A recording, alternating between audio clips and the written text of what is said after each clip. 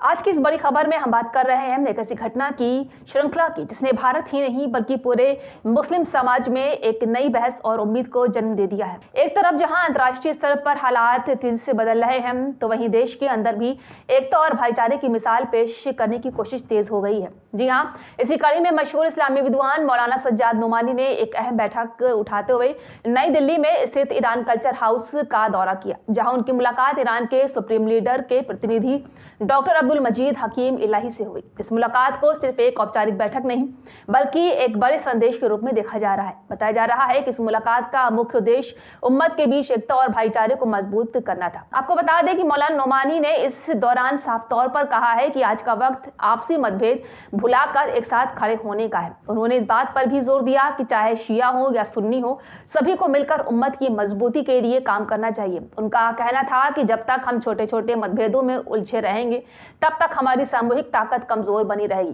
करीब 2 घंटे चली इस अहम बैठक में कई मुद्दों पर विस्तार से चर्चा भी हुई। खासतौर पर शिया और सुन्नी के बीच जो दूरी बनी हुई है उसे खत्म करने पर गंभीरता से बात की गई।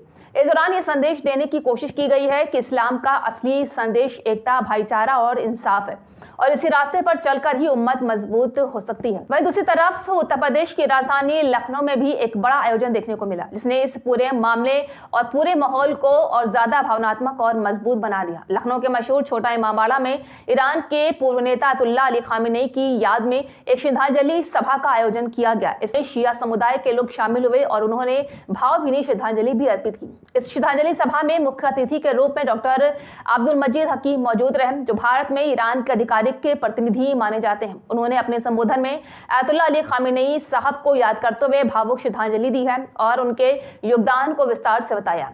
कार्यक्रम के दौरान इमामबाड़ा में मौजूद लोगों ने न सिर्फ श्रद्धांजलि दी बल्कि ईरान और भारत के रिश्तों को भी खुलकर सराहना की है। इस मौके पर एकता, भाईचारे और आपसी सहयोग की बार बात सामने आई, जहां बड़ी संख्या में लोगों की मौजूदगी इस बात का संकेत रही कि समाज के अंदर एकता को लेकर एक नई सोच विकसित हो रही है। अगर इन दोनों घटनाओं को एक साथ देखा जाए तो एक बड़ा संदेश निकलकर सामने आता है। एक तरफ दिल्ली में उच्च स्तर पर संवाद हो रहा है, वहीं दूसरी तरफ लखनऊ में आम लोगों के बीच एकता और सम्मान की भावना दिखाई दे रही है। ये दोनों घटनाएं इस बात का संकेत है कि अब समाज में अलग अलग वर्गों में दूरी कम करने की कोशिश हो रही है। आपको बता दें कि इस तरह की पहले सिर्फ एक दिन की खबर नहीं होती बल्कि इनके दूरगामी असर होते हैं। इससे न सिर्फ देश के अंदर एक सकारात्मक माहौल बनता है बल्कि अंतर्राष्ट्रीय स्तर पर भी एक मजबूत संदेश जाता है कि भारत का मुस्लिम समाज एकता और भाईचारे की दिशा की ओर आगे बढ़ रहा है।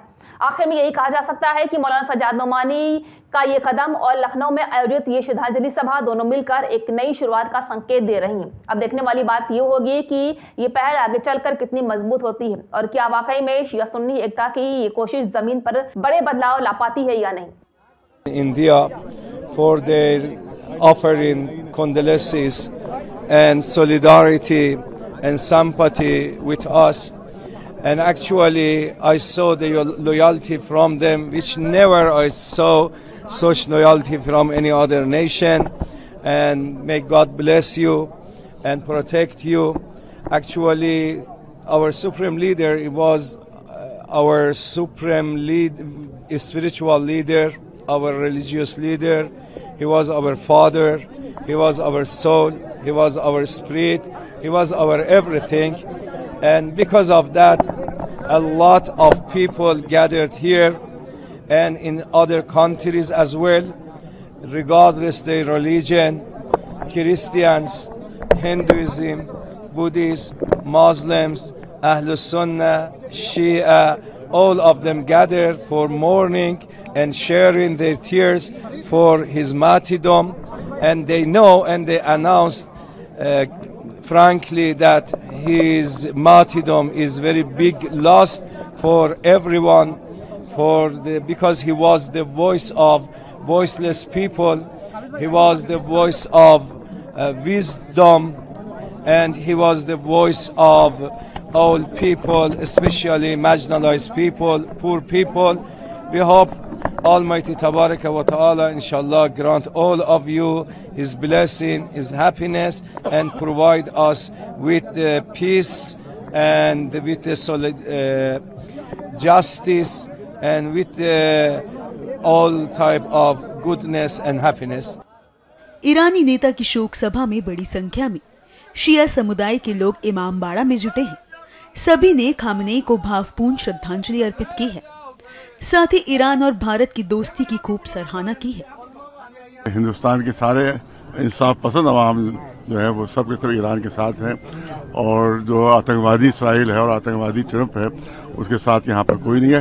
हाँ, हुकूमत जरूर उनके साथ है लेकिन पब्लिक जो है वो तमाम जो है मजलूमों के साथ है। आप देखिए कितना जुल्म हो रहा है। अभी खबर है कि उन्होंने एक हॉस्पिटल पर हमला किया जिसमें 10 नर्सें मर गई और किसी ने भी उसको कंडेम नहीं किया। इसका मतलब है कि इंसानियत मर चुकी है, इंसानियत खत्म हो चुकी है। सब जितने हुक्मरान हैं वो सब के सब जो है वो ट्रंप के और इसराइल के जो गुलाम बने हुए हैं, खासतौर से मुसलमान हुक्मरान जो हैं वो गुलाम बने हुए हैं। लेकिन हमारे हिंदुस्तान के अवाम जो है और यहाँ की जो पब्लिक है वो ईरान के साथ पहले भी थी और आज भी साथ है और जिसकी वजह से ईरान ने भी अपने दोस्त मुल्कों में हिंदुस्तान को शुमार किया है और वहां से ऐलान हुआ है कि जिस तरह से हमारे दोस्त मुल्कों के लिए तेल जो है वो आज़ाद है, गैस आज़ाद है, उसी तरह से हिंदुस्तान हमारा दोस्त मुल्क उसके लिए भी आज़ाद है। देखिए, हमारे लखनऊ के लिए, हमारे शहर के लिए बहुत फ़ख्र की बात है कि आयतुल्लाह सैयद अली खामनेई साहब के नुमाइंदे आयतुल्लाह अब्दुल मजीद हकीम इलाही साहब आज लखनऊ आए और जिस तरीके से यहाँ की अवाम ने, यहाँ के उलमा ने, यहाँ की अंजुमन मातमी ने जिस तरीके से उनका वेलकम किया। हुज्जतुल इस्लाम अली जनाब मौलाना कल्बे जवाद साहब किबला, इमाम जुमा और जमात खुद तशरीफ़ लेकर आए। स्वामी सारंग साहब, अनीस अंसारी साहब, मौलाना फजल मन्नान साहब, इमाम जुमा टीले वाली मस्जिद, इसके अलावा बहुत बड़ी तादाद में अहले सुन्नत हजरात तशरीफ़ लाए। मैं सबका आपके चैनल्स के हवाले से तहे दिल से शुक्रिया अदा करता हूँ। सारे उलमा हजरात का, शुअरा का, ज़िम्मेदारान का, कौमी इदारों का, अंजुमन मातमी का, मोमिनीन का और मीडिया का तहे दिल से शुक्रिया, क्योंकि हमारी आवाज़ को आप जिस तरीके से पहुँचाते हैं। एक बात ज़रूर बता दीजिएगा कि हिंदुस्तान ने जो दोस्त बदल दिया है मगर यहाँ की आवाम ने दोस्त नहीं बदला है। देखिए, जिस तरीके से विश्व शांति के रास्ते के ऊपर हमारा देश चल रहे हैं और उसमें उनका आना, ये शांति पसंद आवाम का ढांढस बंधाना हम ये कह सकते हैं।